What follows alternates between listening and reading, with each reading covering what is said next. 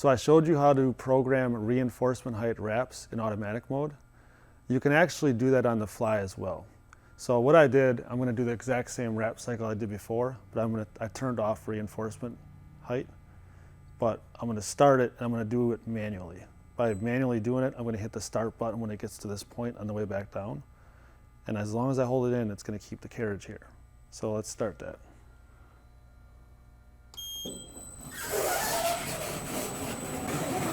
So again, we have the low tension on here like before, so we can get a layer on the pallet.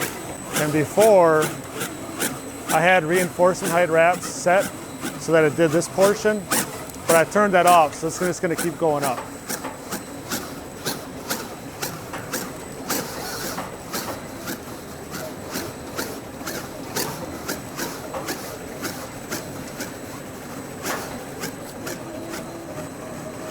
So now the tension will start to tighten up because it's coming back down, just like before.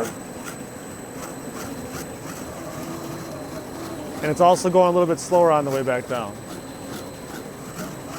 So what I want to do is when we get right around here, I'll wait till we get to the middle of here.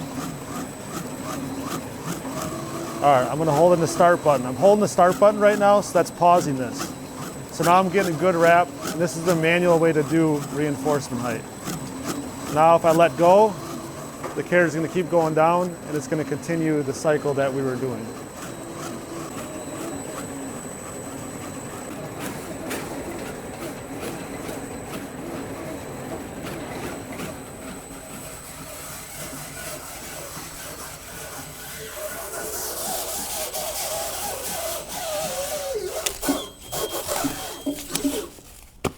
So you basically have the same result, nice and secure.